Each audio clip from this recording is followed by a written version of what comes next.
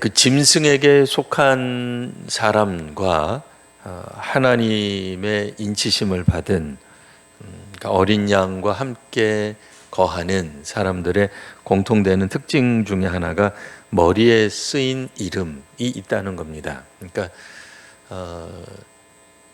우리가 머리에 무언가 쓰여져 있다는 것만으로는 일단은 구별하기 힘들다, 이렇게도 볼 수 있고요. 혹은 그러니까 누구든지 우리가 직접 육신의 눈으로 볼 수 없어서 그렇지 어떤 특별한 그런 조치가 취해져 있다, 뭐 이렇게 이제 또 말할 수 있습니다. 그래서 이제 소위 그 짐승에게 속한 사람들이 가지고 있는 이 666이라고 하는 숫자에 대한 그 수많은 그 전설들, 뭐 이제 이런 것들이 있었죠. 영화적 상상력을 동원해서 실제로 사탄의 아이 혹은 적그리스도라고 불리우는 뭐 아이가 출생하기도 하고 뭐 뒷목 근처나 뭐 어깨나 뭐 혹은 저 어디 잘 안 보이는데 뭐 그런데 666이 쓰여져 있다. 그건 이제 그런 이제 괴담까지도 나오고 있었습니다. 특별히 그 666이 그 오늘 성경에 보면은 그 적그리스도 혹은 짐승에게만 쓰여져 있는 건가? 아니죠. 그렇지 않습니다. 성경을 읽어보면, 그러니까 성경 내용상으로는, 그러니까 영화적 상상력으로는 적그리스도에게만 666이 있는 것 같지만 그런 건 아니고요. 이제 짐승에게 속한 모든 사람들에게 666의 숫자가 새겨져 있다, 이제 이렇게 이제 볼 수가 있습니다.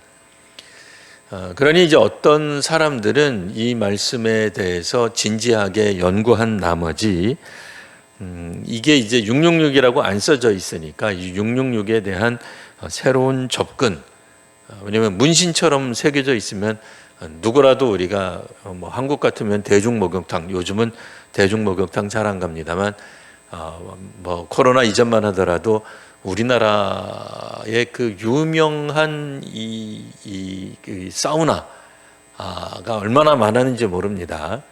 그래서 뭐 심지어는 거기서 무슨 모임도 하고 뭐 이제 그런 거 많이 했습니다. 그 찜질방이라고 해가지고 뭐 몇 층짜리 뭐 이런 것도 가서 방문하는 게 꽤 있었죠. 뭐 여하튼 뭐 특별히 한국 같은 경우에는 이런 대중 목욕이 상당히 다른 나라에 비해서 발달된 이제 그런 나라였기 때문에 만일 이제 몸에 666이 새겨져 있다면 이게 뭐 소문이 다 났을 거예요.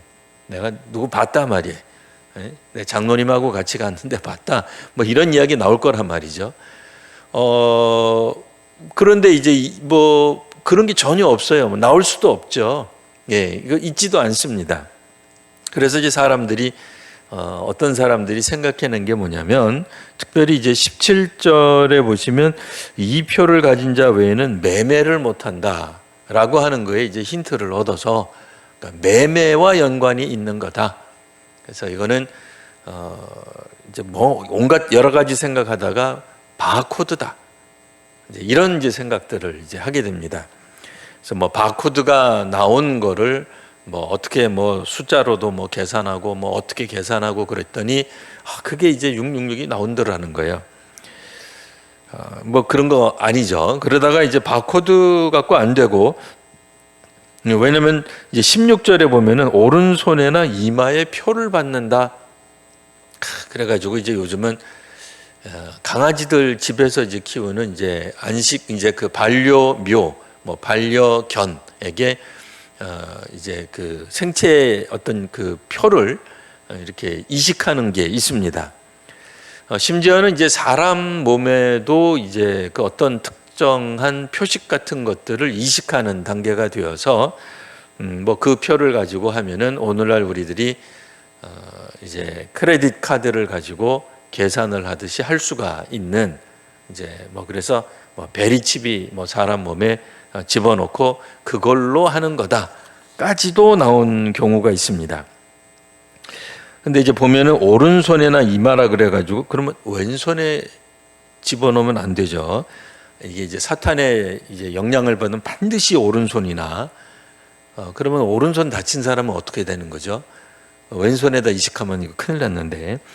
그리고 이마에다가 해야 된다 그러는데 우리가 지하철 들어가면서 이렇게 카드로는 해도 이마를 대고서 지나가는 사람은 아직은 못 봤죠.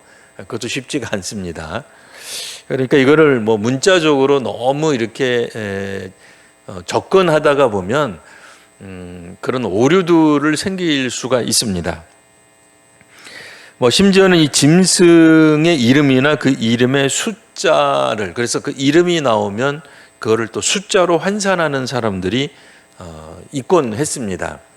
뭐 우리말 같은 경우는 뭐 예를 들어서 이제 재미삼아 초등학교 때 뭐 그런 친구들하고 누구랑 뭐 친구래, 그러면 이 친구가 오래 갈 거냐, 뭐 금방 끝날 거냐, 친밀도를 검사한답시고 이제 이름을 적어놓고 획순에 따라서 숫자를 또 뭐 적어요. 그래가지고 뭐 안 해보신 것처럼 저렇게 쳐다보시면 안 됩니다.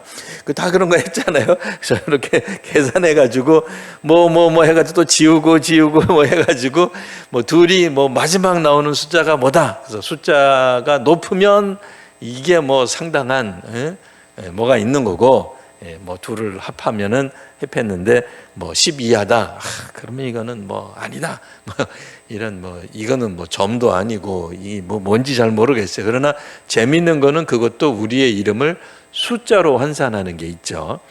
그런 것처럼 이 로마자로 되어 있는, 그러니까 영문자로 되어 있는 거는 우리 생각에는 그게 숫자가 없는 것 같은데, 그게 또 뭐 숫자가 있다고 또 이렇게 뭐 그 세계권에, 그 문화권에서는 보는가 봅니다.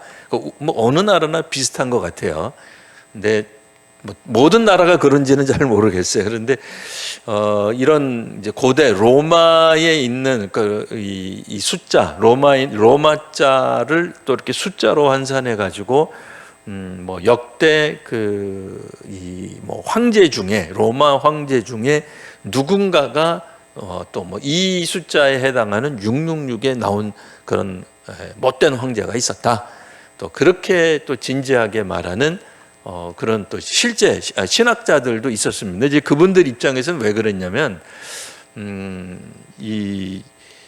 아무래도 이게 이제 고대에 있었던 묵시 문학적인 패턴인데, 그 패턴에 따르면 대놓고 그 당시에 뭐 예를 들어 뭐 네로 황제라든지 이런 어떤 포악했던 황제, 교회를 받게 했던 사람들의 이름을 직접 이야기하면 아무래도 좀 박해가 좀 심해지죠.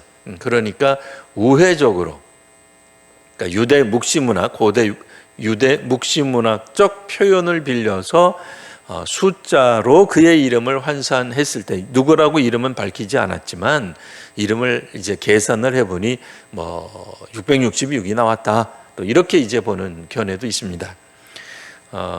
이제 또 다른 이제 견해로 왜 하필이면 또 666이냐라고 할 때에, 이거는 7이라고 하는 이제 완전수, 성부, 성자, 성령 해서 또 세 개가 들어가는 거에 하나씩 못 미치는 이제 그런 숫자로서 666을 이야기했다. 뭐라고도 봅니다. 뭐 실제로 어떤 형태로 우리가 쓰여졌는지는 명확하게 사실 알아내기는 어렵습니다. 그러나 이제 적어도 한 가지는 분명한 거죠. 뭐야?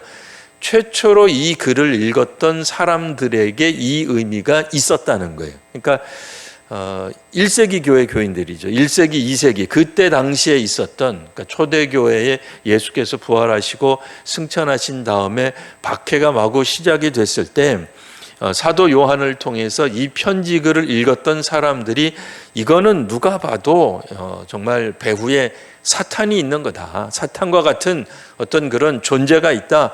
그들의 존재는 기독교회를, 신자들을 회방하고 죽이고 또 믿는 사람이라 그러면 공동체에서 뭐 이렇게 쫓아낸다든지 하는 일들을 통해서 결국은 경제 공동체로부터 축출되게 만드는 그런 특징이 있었겠다. 또 실제로 뭐 우리가 역사를 통해서 아시는 바와 같이 그 네로 황제 같은 경우에도 불을 질러 놓고는 그 이제 자기가 사는 도시에 불을 지릅니다. 그러니까 많은 사람들이 이게 죽게 되니까 이 원흉을 찾아야 되잖아요. 누구 때문에 됐느냐? 이제 그럴 때 흔히 이제 쓰는 방법이 있습니다. 그 누구라고 그냥 황제가 그냥 지목해서 말을 하면은 이제 그 사람들이 범인이 되는 거죠. 그 이제 대표적으로 그리스도인이다, 뭐 유대인이다, 그리스도인이다. 이렇게 이야기하면은 이제 로마나 어떤 그런 중요 도시에 있는 그리스도인들 색출 작업에 들어가게 되죠. 그래서 그리스도인들이 전부 다 이렇게 쫓겨나게 되고 뭐 분노한 사람들에 의해서 이제 죽임을 당하게 되는 이제 그런 일들이 벌어지는 거죠. 그러니까 사람들이 분노하게 될 때 그 이제 희생양을 누구를 하나를 딱 집어내면은 뭐 사람들이 이제 정신을 잃습니다. 뭐 마녀 사냥을 하게 되는 거죠. 그러니까 그가 마녀냐 아니냐를 알아보는 방법은 뭐예요? 이제 불에 태우는 거죠. 그래서 불에 태서 살면은 마녀고, 그럼 또 죽어야 돼요. 그러니까 불에 타서 죽으면 마녀니까 잘 죽은 거예요. 이런 말도 안 되는 이야기를 하는 겁니다. 그러니까 그런 식으로 이제 군중들을 어떻게 보면은 이제 뭐 완전히 이제 정신 나간 상태로 만들어 버리는 이제 그런 모습이 오늘 성경에 보면은 나타나 있는 겁니다. 그러니 16절 말씀은 작은 자나 큰 자나 부자나 가난한 자나 자유인이나 종들에게 표를 받게 한다라고 하는 말은 뒤집어서 말을 하면 작은 자든 큰 자든 부자든 가난한 자든 자유인이든 종이든 그리스도인들은 색출되게 돼 있는 거죠.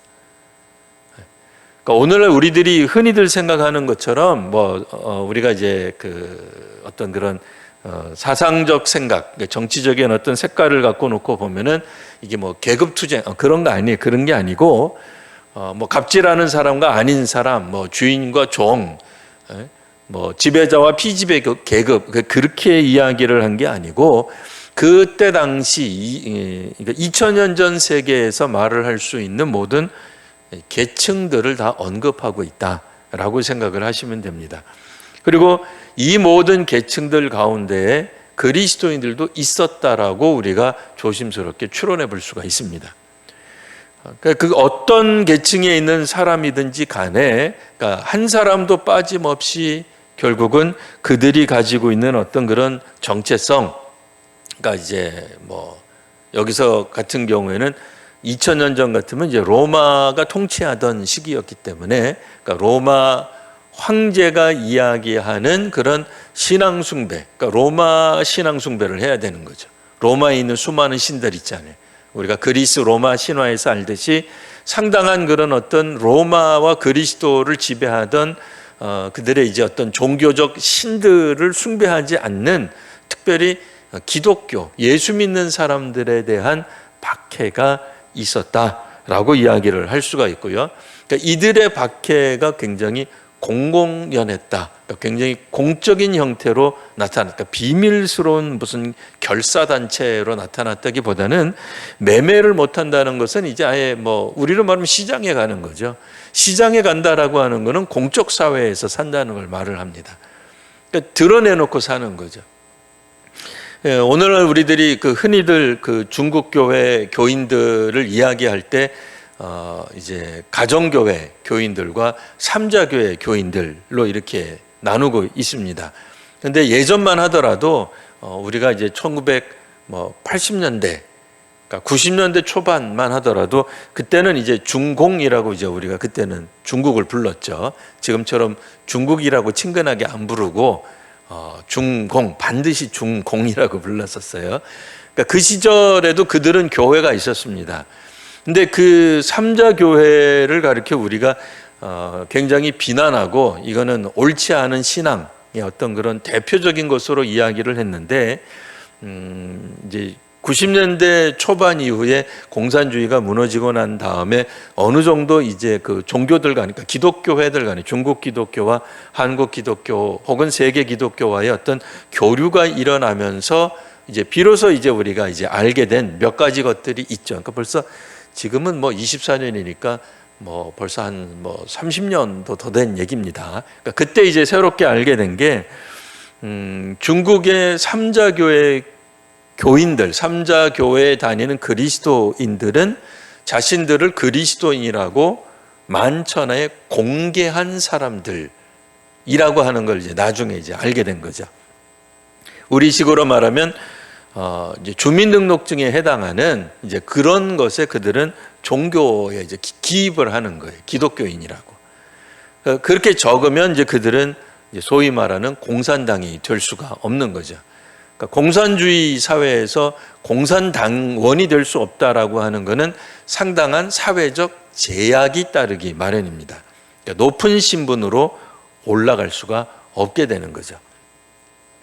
그리고 사회적으로 어떤 측면에서는 기독교인이라고 대사회적으로 신앙 고백을 한 거기 때문에 이거는 속일 수가 없어요. 왜냐하면 뭐 대놓고 사회적으로 나는 그리스도인입니다. 그리스도인이라고 하는 어떤 멍에 뭐 주홍글씨 같은 것을 평생 안고 살아가는 것이기 때문에 그래요. 반면에 가정교회는 그러면 어떠냐? 가정교회는 그들의 주민등록증 살펴보면 그리스도인이라는 게 안 나오는 거죠. 물론 우리는 오늘 이런 또 요한계시록을 통해서 중국 가정교회 교인들이 사회적으로 신앙 고백을 하지 않았다고 비난하자 그런 얘기가 아닌 걸 다 아실 겁니다. 그들은 이제 어떤 측면에서 보면 이제 숨어 있는 거죠. 왜냐하면 드러내놓으면 자꾸 이제 죽으니까. 그러면 삼자 교인들은 드러내는데 왜 안 죽느냐? 이제 그게 이제 왕년에 우리가 이제 80년대 한국 교회가 중국 교회를 비판했던 내용들이죠.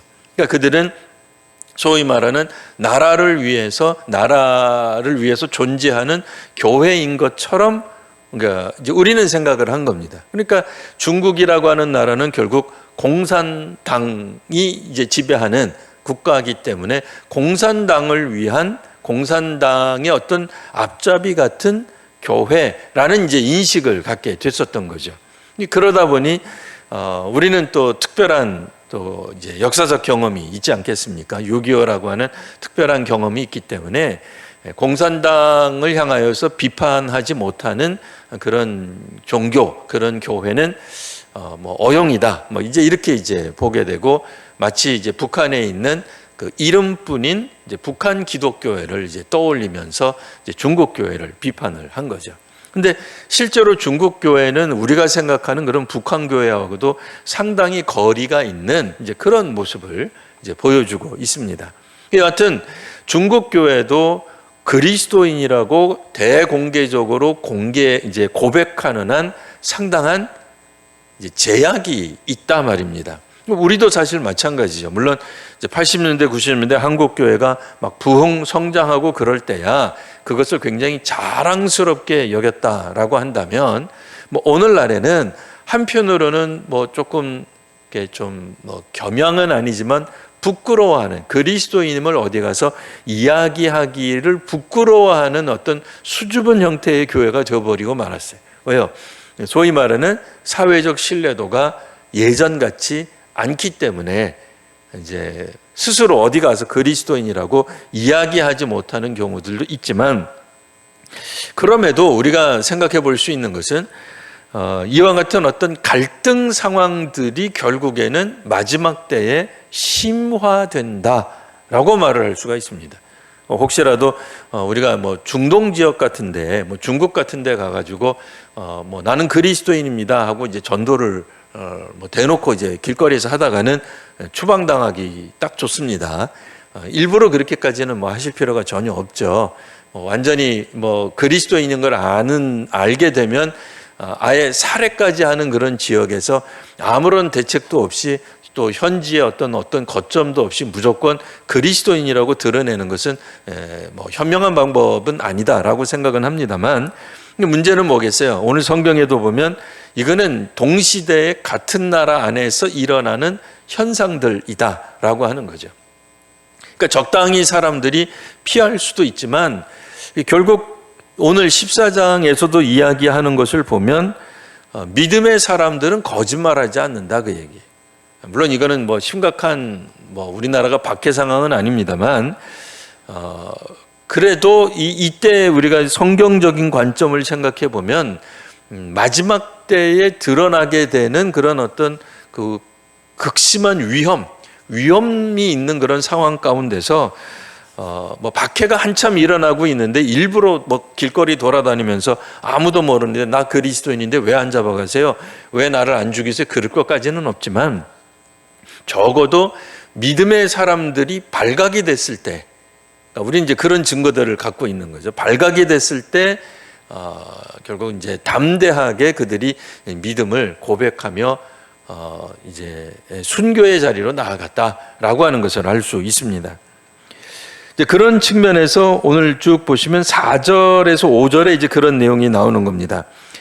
그 사람들 어린 양과 함께 시온산에 서 있는 또 14만 4천이라고 하는 그 숫자에 들어가 있는 사람들은 어떤 사람들이냐? 어린 양의 이름과 그 아버지의 이름이 이 사람들의 이마에는 쓰여져 있다, 그 얘기예요. 그럼 뭐 오른손에는 왜 안 써 있느냐? 뭐 생략된 형태로 보셔도 되고요. 뭐 굳이 오른손까지 얘기하지 않아도 이마에 쓰여져 있다라고 이제 생각하시면 되겠습니다. 그럼 그들의 이마에는 무엇이 쓰여졌니? 어린 양의 이름. 여기서 말하는 어린 양은 뭐 아무리 우리가 뭐 고대 유대 묵시문학적 개념으로 뭐 이 성경이 특별히 요한계시록이 쓰여졌다 하더라도 어린 양의 이름은 당연히 그리스도이신 예수 외에는 없는 거죠. 자, 그리고 그 아버지의 이름, 어린 양의 아버지의 이름은 또 누구냐? 우리가 알고 있는 그 하나님의 이름이라고 하는 겁니다. 그러니까 이름이 쓰여졌다라고 하는 것의 그 설명은 우리가 이렇게 생각해 보시면 되겠습니다. 뭐 우리가 뭐 노비처럼 뭐 위에다가 뭐 인두 뭐 이런 걸로 지져서 뭐 이름을 썼다. 그러면 굉장히 끔찍하죠. 그렇게 생각하지 마시고 그런 게 아니고요. 이름이 쓰여졌다라고 하는 거는 누구누구의 소유다. 뭐 이런 정도로 생각하시면 되겠습니다. 누구누구에게 속해 있는 거예요. 그러니까 하나님께 속해 있고 예수 그리스도에게 속해 있는 거예요. 예수 그리스도의 사람이요, 예수 그리스도의 또 제자요, 하나님의 백성이다라고 하는 얘기인데요. 자, 그들은 그러면 어떤 사람이냐? 4절에 보시면 그들은 순결한 사람이다라고 하는 거예요. 여자와 더불어 더럽히지 아니하고, 여기서 이제 여자는 다름 아닌 우상을 뜻하는, 하나님을 멀리하게 만드는, 하나님의 사람으로 하여, 왜 그럼 또 이런 질문할 수 있어요. 왜 하필 여자냐? 기분 나쁘다. 또 이제 그러시면은 또 할 말이 없습니다. 이게 이제 2000년 전 어법으로 쓰여져 있고, 그거를 현대적으로 바꾸기보다는 그대로 우리가 이걸 해석을 해서 우리가 성경을 사용하는 거기 때문에 오늘날 같으면은 좀 이렇게 좀 더 알아듣기 쉽게 이제 믿음의 사람들을 타락하게 하는 그런 어떤 그 여신, 뭐 이런 정도로 뭐 이렇게 부드럽게 표현하면 사람들이 좀 뭐 부담 없이 읽으실 텐데, 괜히 또 여자 그러니까 좀 기분 나쁠 수 있어요. 근데 앞부분에서도 또 반대로 이 교회를 또 여자라고 또 표현하는 또 그런 내용들이 있었죠. 여자가 또 뭐 잉태한 뭐 이제 이런 표현으로 나오기 때문에 그냥 상징적인, 그러니까 그 시대 사람들인 그냥 이 부분을 오늘날 우리들이 생각하는 뭐 남자와 여자의 차이, 뭐 남자는 귀하고 여자는 그러면 뭐 비천하다는 거냐, 그런 개념으로 쓰여진 게 아니라고 생각하시고 읽으시면 좀 되겠습니다. 중요한 건 뭐겠어요? 신앙적으로 더럽히지 않는 순결한 사람이다, 깨끗한 사람이다, 그 얘기. 그러니까 하나님을 믿는데 올곧게 나아갔다, 그 얘기예요. 그러니까 하나님 믿으면서 오늘 이제 우리가 계속 주중에는 이제 그 구약 열왕기를 읽고 있지 않겠습니까? 거기에 따르면 바알이나 아세라 신을 섬기는 사람들이 왕왕 등장했죠. 근데 놀랍게도 그 사람들이 어떤 사람들이에요? 주변국 사람들이 아니라 북왕국 사람들이 그랬다는 거예요. 그러니까 북왕국 이스라엘 사람들이 놀랍게도 그들은 뭐 어찌 되었든 뭐 베델과 단의 금송아지를 중심으로 한 성전이 있었다 할지라도 어쨌든 말로는 성전이에요.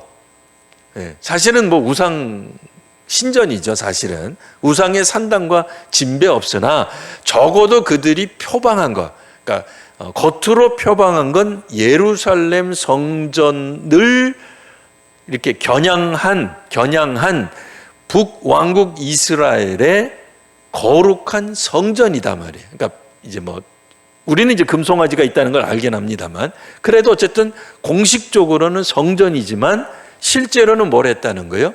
금송아지 제사를 드렸다는 것 아닙니까? 그리고 바알이나 아세라 신 여신들을 섬겼다는 것 아니겠습니까? 오늘날 우리 중에는 아무도 그런 사람 없겠습니다만, 간혹 뭐 TV나 이런 프로그램들 보면 연예인들은 뭐 어쩔 수 없이 뭐 그분이 우리가 볼 때는 저 사람이 그리스도인인 거 다 아는데 알지만 뭐 프로그램상 뭐 어쩔 수 없이 이렇게 뭐 카드점도 치고 뭐 무당한테 가서 얘기도 하고 그런 것들이 나오는 거예요. 근데 만일 실제로 우리 그리스도인들이 연초에는 뭐 우리 교회에서는 권사님이고 뭐 그럴 리 없겠습니다만 뭐 장로님이고 그러신데 연초에 뒤로 돌아가 가지고는 뭐 토정 비결을 본다든지 뭐 오늘의 운세를 본다든지 뭐 아니면은 뭐 어디 뭐 점집 용하다고 하는 사람들에게 간다든지 아니면 뭐 이사하는 날 뭐 손 없는 날을 찾는다든지, 그러면 이제 뭐 황당해지는 거죠. 그러면 이제 이게 믿음으로 과연 순결하다고 말할 수 있느냐? 어렵다라고 말을 할 수 있겠죠. 자, 그 다음에는 이제 4절에도 보시면 어린 양이 어디로 인도하든지 따라간다라고 되어 있습니다. 이제 중요한 게 이거죠. 어디로 인도하든지 따라간다. 그러니까 고난의 길로 인도하든, 뭐 우리가 뭐 좀 듣기는 좀 힘들겠습니다만, 뭐 아픈 길로 인도를 하든, 뭐 가난의 길로 인도를 하든, 그러니까 때로는 주님을 믿기 때문에 우리가 가난해지기도 합니다. 물론 주님을 믿기 때문에 부흥하고 성장하는 일도 있습니다. 근데 오늘날에는 한국 교회에서 이제 부흥 성장을 경험한 다음에는 부흥 성장 혹은 뭐 부자가 되는 것 말고는 다 하나님의 저주쯤으로 여기는 그 어떻게 보면 약간 치우친 신앙을 갖게 된 거죠. 예전에는 그렇게 생각 안 했을 거예요. 그러니까 분명히 140여 년 전만 하더라도 우리가 예수님을 믿기 때문에 집안에서 핍박받는다, 집안에서 쫓겨난다, 집안에서 뭐 호적에서 판다 소리를 들었다, 뭐 멍석말이를 당했다, 내가 가진 성경을 뭐 찍고 불태우는 일들을 경험했다, 뭐 이런 경험들이 있었단 말이에요.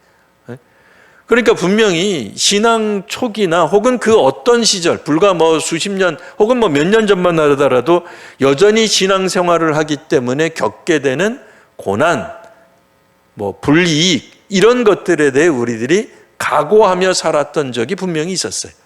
그래서 뭐 청년들이 군대 갈 때도 우리가 단단히 교육시켜서 보냈잖아요. 너 주일에 일요일에 교회 간다 그러면 선임들이 너를 때리거나 뭐 왕따를 시키거나 뭐 그럴 수 있다. 그거 우리 각오하고 가고 막 그랬단 말이에요. 회사에 들어갔는데 예수 믿는다는 것을 알게 되면 누군가가 그 주변에서 너를 뭐 우습게 여기고 뭐 막 함부로 대한 것이다. 그거 다 우리 각오하고. 왜? 회식 때 나는 술 안 먹습니다. 그런데 이제 어느 순간 보니까 뭐 믿는 사람들이 뭐 다 술을 하고 있어요. 그러니까 갈등이 없어졌어요. 그죠? 갈등이 없어요. 뒤로 돈을 받고, 뭐 회계 조작하고, 뭐 이런 거에 그리스도인들이 왕왕 들어가 있어요.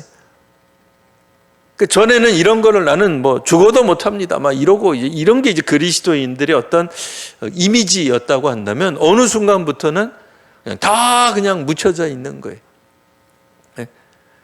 어떤 측면에서는 뭐 정말 일찍 가서 열심히 일하고 뭐 이렇게 뭐 정말 뭐 회사를 위해서든 뭐 그것이 뭐 학교 공부가 되었던 자신이 할 수 있는 분야에 최선을 다하는 것. 내가 학생 신분이라면 물론 이제 뭐 전교 1등을 해야만 그리스도인이다, 그런 얘기는 아니죠. 뭐 100명 다니는 학교 중에서 전교 100등을 하는 한이 있더라도 자신이 할 수 있는 한 내가 학생 신분이라면 최선을 다하는 거죠. 왜? 학생의 목표가 공부라고 생각한다면 자신이 할 수 있는 것이 최선인데 100등이면 뭐 어쩔 수 없는 거잖아요. 그거에 뭐 방법이 없죠. 그러니까 우리가 예수를 믿어도 작은 교회 처음엔 다 작은 교회였죠. 처음엔 대부분 다 개척교회였죠. 처음엔 다 지하에 있는 교회였죠. 뭐 그렇지 않은 교회, 물론 이제 뭐 처음서부터 뭐 좀 몇 년 지나고 나서 좀 큰 교회가 된 데이 있겠습니다만, 우리 성도님들이 저를 포함해서 처음에 예수 믿을 때 1,000명 넘는 교회는 한국에 손꼽았어요. 있지도 않았어요, 주변에. 대부분 뭐 수십 명 모이는 교회. 근데 수십 명 모였다고 우리가 신앙생활을 중도에 포기하거나 뭐 좀 더 큰 교회로 옮겨야 되겠다고 생각하거나 뭐 그런 적이 한 번도 없죠. 그래 본 적도 없습니다. 그러니까 그런 측면에서 믿음의 사람들이 주께서 우리를 어디로 인도하시든지 따라가는가, 이런 것은 굉장히 중요한 거죠. 그 다음에 처음 익은 열매로서 하나님과 어린 양에게 속해 있는 사람이다. 예, 우리가 하나님과 어린 양에게 속해 있다. 그래서 이름을 썼다. 예, 속해 있다. 그래서 왜 제가 그렇게 몇 번 얘기했죠. 그러니까 우리가 특별히 요한계시록 같이 읽을 때 이게 무슨 내용인가라고 할 때 잘 모르는 것들이 많습니다. 우리가 여전히. 예, 왜냐면 2000년 전에 기록된 거고 학자들이 뭐 연구를 해도 잘 밝혀낼 수 없는 것들이 있긴 합니다만, 그래도 뭐가 있다 그랬어요? 그 본문 읽다가 보면 어느 정도 힌트를 제공하고 있다. 예. 그러니까 명확하게, 그러니까 뭐 어떤 분들은 뭐 이거를 뭐 헬라어로 알아야 되고 뭐 그런 분들이 있습니다. 유튜브도 보면은 구약 성경 읽다가 보면은 이거 히브리어로 알아야 된대요. 그래서 뭐 히브리어를 가지고 막 설명을 하고 막 굉장히 복잡하게 설명하면서, 그렇기 때문에 이거는 이런 뜻이지 지금 뭐 한국교회 목사님들 다 잘못 설교하고 있다고. 너무 그런 거에 귀 기울이지 않으셔도 돼요. 뭐 놀랍고 신비한 거를 우리가 막 발굴해내고 그런 거 아닙니다. 대개는 그 근처 어디엔가 우리가 알 수 있는 중요한 대목들, 힌트들을 대부분 주고 계세요. 그러니까 도대체 이 우리의 맞박에 어린 양의 이름과 어린 아버지의 이름이 썼다는 게 무슨 뜻이냐? 뭐 우리 뭐 이 몸속에 뭐 베리칩을 심는 거냐? 그렇게까지 뭐 심도 깊게 그렇게 생각 안 하셔도 돼요. 그러면 2000년 전 성도들은 2000년 후에나 일어날지 안 일어날지도 모르는 거 가지고 그때 당시에 믿음을 가졌다는 얘기밖에 안 되잖아요. 그건 어려운 얘기입니다. 그 어려운 얘기고, 이미 나와 있듯이 4절 하반부에 나와 있는 것처럼 하나님과 어린 양에게 속한 자들이다. 그래서 그 아버지가 누군지도 다 나와요. 여기 하나님, 뭐 이거 뭐 신비롭게 뭐 해석할 이유도 없어요. 다 나옵니다. 그러니까 이거를 뭐 영해한다고 하는 분들이 대부분 다 곁길로 가는 거예요. 뭐 그러니까 영적인 특별한 해석을 하시면서 뭐 직통계시를 받지 않아도 됩니다. 그러니까 정통 기독교회를 다니면 다 저처럼 설명할 테니까요. 너무 뭐 이상한데 이렇게 뭐 유튜브 같은 거 보고 그러지 않으셔도 돼요. 자, 5절에 보시면 그 입에 거짓말이 없고 흠이 없는 자들이다. 네, 기본적으로 이 사탄 혹은 뭐 용, 그리고 짐승, 이들의 특징이 뭐냐? 거짓말에 있다는 거예요. 거짓말에 있기 때문에 당연히 거기에 속해 있는 사람들도 자연스럽게 거짓말이 녹아 들어간다, 그 얘기죠. 그러니 짐승의 수를 받은, 짐승의 표를 받은 사람들은 거짓말에 가까워져. 거짓말을 친구처럼 여기. 여기서 이제 우리 그리스도인들은 이제 그 거짓말과 좀 거리를 둬야 됩니다. 물론 또 여기서 뭐 백색 거짓말이라고 불리우는 선한 거짓말, 뭐 어린아이들에게 뭐 약간의 어떤 그런 선의를 가지고 하는 거짓말을 또 하지 말아야 된다는 거냐? 그런 얘기가 아닙니다. 그런 얘기 아닌 줄 다 아시죠? 그리고 뭐 우리가 이제 신앙 선교하러 갔는데 갑자기 뭐 비밀, 뭐 종교 경찰이 나타나서 너 예수 믿는 거지? 그럴 때 예 맞습니다. 그럼 잡혀가잖아요. 그러면 안 되잖아요. 그러니까 그때 적절하게 뭐 나는 여기 관광하러 왔습니다. 뭐 그런 거를 우리가 문제 삼고 그렇게 이야기하자는 게 아닙니다. 그런 식의 거짓말이 없고 뭐 혹은 권사님 솔직히 저 밉죠? 얘기해 보세요. 그랬더니 여기 성경에 보면 거짓말이 없고 예 사실은 그렇게 얘기하라는 거 아니에요. 그런 얘기 아닙니다. 그런 얘기가 아니니까요.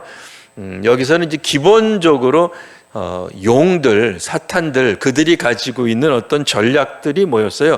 어린 양같이 이야기하고 죽은 자를 살리고 자신들이 무슨 신비한 하나님의 어떤 역사를 하는 것처럼 보이고, 그래서 완전히 가장하는 거죠. 자기네들이 거룩의 어떤 그런 최일선에 있는 것처럼 얘기하잖아요.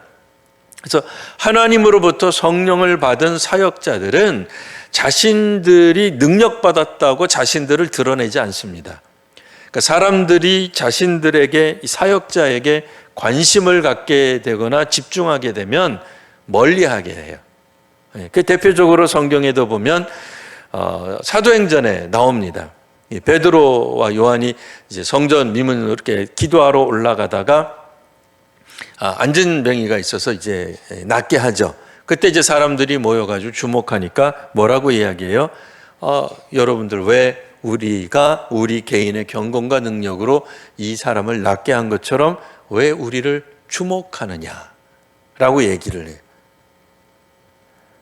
그러니까 이 성령께서 함께 하시는 사역자는 자기 인기를 끄는 데에 목표를 두고 있지 않아요. 네. 그 사실은 굉장히 부담스러운 얘기예요. 왜요? 사실은 그래서 그 베드로와 요한이 즉시 뭐라고 얘기해요? 그 사람들이 몰려드니까 이 일을 낫게 한 이는 우리가 아니라 예수 그리스도다라고 얘기를 하죠. 그러니까 선교하는 방법, 선포, 목회, 혹은 우리가 나가서 전도, 혹은 기독교적 봉사, 이런 것들의 최종적인 고울이 뭐겠어요? 당연히 우리에 대한 이제 좋은 이미지, 그건 좋아요. 기독교에 대한 좋은 이미지, 기독교 교회에 다니는 권사, 장로라는 사람들이 꽤 좋은 사람들이구나, 인간성이 좋구나, 그건 좋은 이미지를 주는 거죠. 그러나 우리가 곧 교주도 아니고, 우리가 능력의 원천도 아니고, 우리가 기도해가지고 낫게 하는 아무런 능력이 없는 거예요. 주께서 그때그때마다 주시는 능력 가운데서 우리를 주님의 도구로 사용하신다면 얼마든지 우리로 하여금, 우리 누구라 하더라도 권사님을 통하여서도 옆에 있는 분이 방언이 터질 수도 있는 거예요. 그렇죠? 근데 이제 그 옆에 있는 분이 집사님이 권사님 어떻게 방언해 있어봐 내가 기도해 줄게. 손 올렸더니 방언이 터졌어.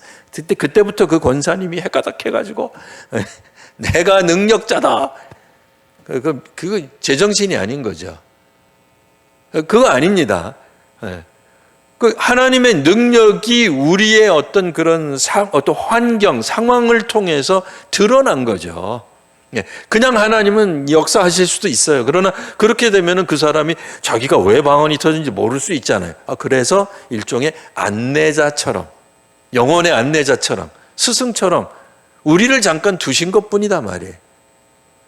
그래서 그 사람이 이 방언이 맞느냐 물어볼 때 하나님께서 주신 방언인지, 하나님께 주신 마음인지, 하나님께 주신 정말 선한 마음인지, 성령께서 주시는 마음인지 분별하도록 성경적 관점을 가르치는 교사가 되어야 될 거 아니에요. 근데 그거를 그냥 까마득하게 잊어먹고는 자기가 무엇이 된 것이냐, 자기 이야기가 최상의 최고의 진리인 양 가르치기 시작하는 한 그거는 잘못되는 거예요. 그러니까 믿음의 사람들은 항상 뭐가 들어가요? 겸손이 들어가야 돼요.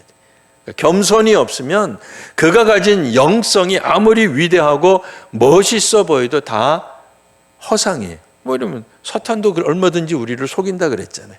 거룩해 보이고 그 사람이 손을 뻗으면 뭐가 능력이 나타날 것 같고, 아니라니까요. 그렇지 않습니다. 그렇게 우리가 이야기하는 모든 것들이 다 잘못된 거예요. 그거는 누구라도 어린아이를 통하여서도 하나님은 역사하셔요. 어린아이가 기도해도 병자가 나을 수 있어요. 그래서 성경에는 뭐라 그래요? 성경에는 의인이 간구하면 당연히 하나님 역사하신다 그랬어요. 그 의인의 목회자라는 말이 있어요? 없어요. 그 의인의 능력받은 자 없어요. 의인이 뭐예요? 하나님을 따르는 사람이에요. 누구라 할지라도 하나님을 따르는 그 순간 하나님이 우리를 통해서 역사하시는 거죠. 그런 의미에서 거짓말이 없고, 그럼 이 능력은 하나님께서 하신 겁니다라고 말을 하는 한 거짓말이 없는 거죠. 자기가 하는 게 아니니까요.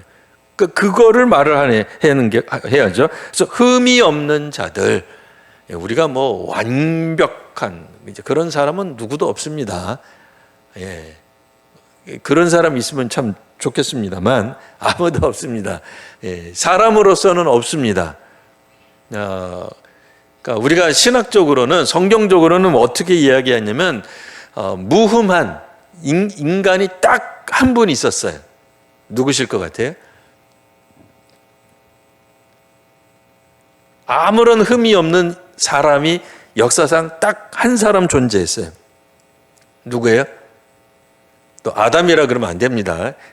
아무도 그럴 사람 없겠습니다만 아담도 다 죄졌죠. 예수님밖에 없습니다.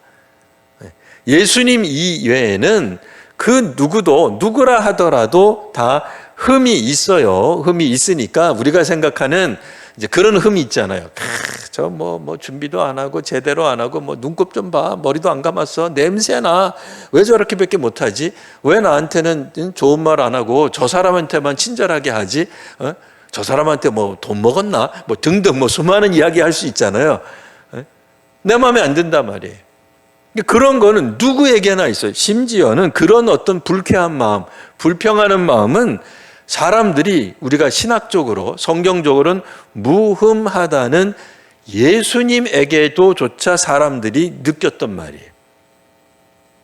그러니까 여러분, 그런 것 때문에 너무 이 믿음의 사람들, 다른 사람들을 볼 때 그런 관점으로 보지 마십시오. 그래서 여기서는 이제 흠이 없다는 거는 이제 그런 흠에 대한 이야기를 하는 게 아니라, 믿음 안에서 그가 흠이 없는, 왜 흠이 없어야 돼요? 주께서, 하나님께서 우리를 구원하셨기 때문에 그래요. 그러니까 흠이 없을 수밖에 없어요. 하나님이 구원하셨음을 고백하는 한 흠이 없는 거예요.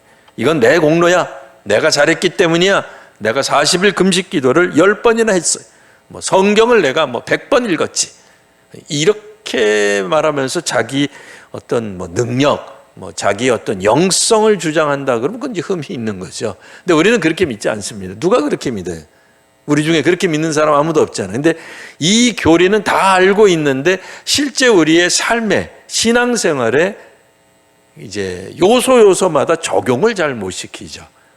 그래서 이제 이렇게 뭔가 이제 불평하는 마음, 이제 어쨌든 이런 것들이 불쑥불쑥 튀어나오기는 마련입니다만, 여하튼 우리들 스스로가 사실은 흠이 없어요. 실제로 흠이 없죠. 어떤 흠? 예수 믿는 것 때문, 그러니까 예수님 때문에 구원받은 사람들이기 때문에 예수님의 공로, 예수님의 피, 예수님의 그 보혈로 구원받았는데 무슨 흠이 있냐 말이죠. 왜? 주께서 우리의 모든 것들을 덮어주시고 용서해 주시고 깨끗게 하셨기 때문에 흠이 없는 거예요. 그러니까 이거는 이제 초대교회가 가졌던, 오늘 우리가 갖는 신앙하고도 똑같습니다. 그래서 우리가 생각하는 윤리적으로, 도덕적으로, 신체적으로 그 사람이 정서적으로 문제가 없다, 그런 의미에서 흠이 없고 그런 의미가 아닙니다. 그러니까 모든 사람은 정서적으로도 흠이 있고 정신적으로도 그렇고, 모든 면에서 우리가 다 흠이 있지 왜 흠이 없습니까? 흠이 있습니다. 그러니까 그런 의미에서 흠을 말을 하는 게 아니니까 성경을 읽으실 때 괜히 또 지난번 보니까 우리 권사님 거짓말하는 거 내가 봤어, 그럼 구원 못 받는 거야, 이렇게 막 정죄하고 그러시면 안 됩니다. 그런 얘기가 아닙니다. 자, 오늘은 우리에게 이마에 쓰여진 이름이 있다. 이 이름은 뭐냐? 간략하게 요약하면 어디에 속해 있다라고 하는 뜻입니다. 그래서 우리는 하나님께 속해 있다라고 말을 할 수 있어야 합니다. 하나님께 속해 있는 사람은 기본적으로 어린 양이 어디로 인도하든지 따라가는 겁니다. 이게 이제 사실 굉장히 우리에게 신앙적 도전을 주는 이야기죠. 어린 양이 어디로 인도하든지, 그러니까 나로 하여금 실제로 선교사로 나가는 분들이 이런 분들이 많죠. 어디로 인도하든지. 그러니까 어느 날 기도 중에 그 마음을 하나님이 강권해서 주셨다는 거예요.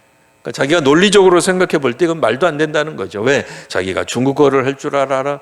아니면 한때 중공이었는데 우리가 중국을 가보기를 했어요. 중국에 대해 나쁜 감정밖에 없는데 가라 하시는 성령께서 주시는 마음에 그냥 휩싸이면 가는 거예요.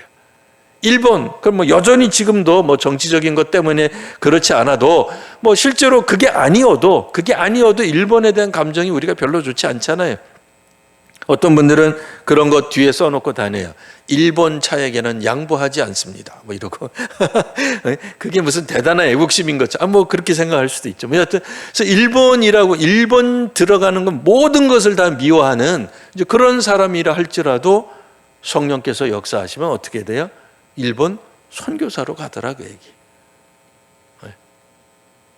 그곳에 가면 더 가난해지고 사람들이 후원도 안 하고 왜 하필이면 일본 가냐 비난만 하고 너 일본에 너 친일파지 이런 욕을 먹으면서까지 일본에 가서 복음 전도하는 이유가 뭐냐라고 했을 때에 성령께서 어린 양이 인도하시는 대로 이거를 우리가 느낄 수 있어야 됩니다. 어린 양이 인도하시는 게 뭐다.